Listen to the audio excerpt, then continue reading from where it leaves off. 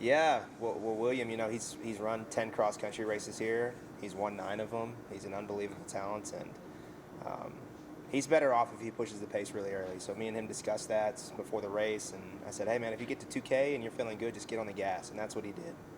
And that requires an unbelievable amount of bravery, right? To be at a national meet and put a gap on the field that's 30 or 40 meters, and you still have 80% of the race left. And he did it, and he didn't look back, and that requires again an unbelievable amount of bravery. And I'm very, very happy for him. He deserves everything that he's gotten. So for him to win back-to-back national titles, I think he's only like the 14th athlete ever in Division II to be able to do that. So, yeah, it's a blessing to be able to coach somebody like that, and he deserves everything he's gotten. On the women's side, that program has grown leaps and bounds. You get a second place finish, best finish you guys have ever had at the national meet. Just talk about the women.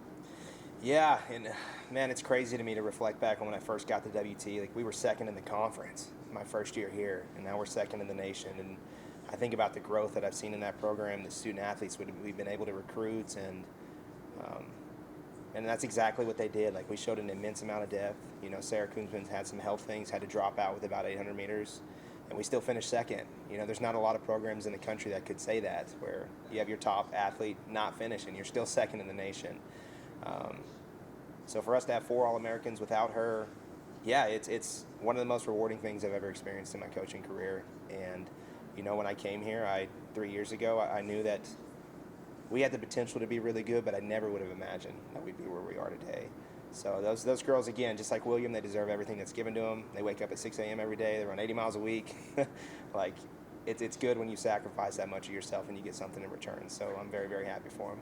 Like, you come together in the summer as a team, you talk about these goals, talk about what it takes, and you are with them day to day, watching them try and achieve them. So for it to all come into fruition, what does that even mean to you as a coach to see that, to see them succeed? Yeah, it's pretty surreal. And we talked before the race, and to be honest, like, I thought if we had a perfect day, we'd be 4th, maybe 3rd, right? If we had a perfect day. There's just some really great teams in our region, and we went to Denver and we had an off day and we were 5th. So for us to bounce back from that and get second, but yeah, again, these are talks we've been having since August, just about what it takes to be good at the national meets and the kind of mindset you need to do to handle the adversity. And again, I think the course conditions scared some teams, right? Like, it rained. We landed Wednesday. It was raining. It rained all the way through the race, and we didn't see the sun till Sunday. But I think just having gone through what we went through 2 weeks earlier in Denver, just terrible travel, stranded in a gas station for 6 hours, having to run in 8 inches of snow. I think to them, like, they're just so resilient. They were like, this is nothing, right? Like, we can do this.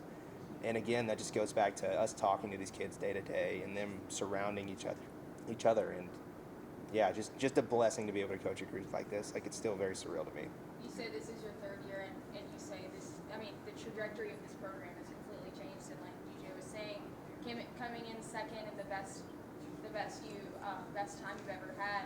I mean, how have you seen this program really change in those 3 years as a whole?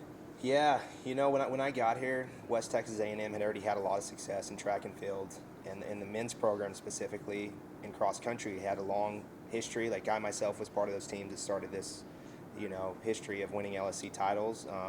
And they were just starting to get some really good women on the distance side of things, but the depth had always really struggled. So to see this program sort of transform into more well-rounded, right? Like, we have distance, middle distance, sprints, jumps, throws when we're on the track. And that's why, our men were able to get Program of the Year last year in Division II. So for me to be a bigger part of points at a national meet in indoor and outdoor track and field, and now being able to podium in cross country, again, like, it's surreal. Like, I was a student athlete here. I love this institution. And I never would have imagined we'd consistently be one of the best distance schools in the nation. Like, you look at the teams that had both a men and a women's program podium at the national meet. It was us and Adams State. And Adams State has an unbelievable lineage of distance, right? Like, 35 national titles. Coach Martin's a legend.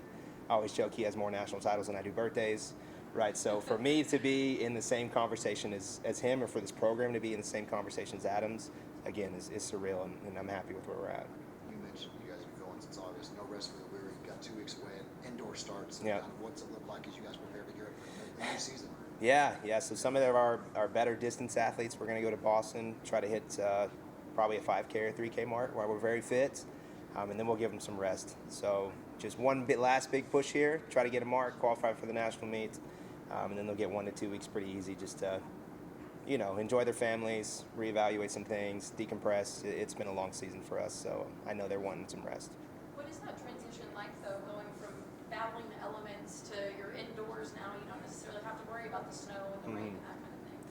Yeah, I think it's pretty seamless, right? To me, cross country can be a brutal grind. The team aspect of it is very nice, right? When you have a lot of distance athletes collectively coming together to try to pursue something, but it can be tough. Like the course in Denver and the course in Sacramento, like, yeah, they're tough physically, but man, they can really play a toll on your mind. So I think whenever we make that transition, it's pretty easy for our kids, and they look forward to it.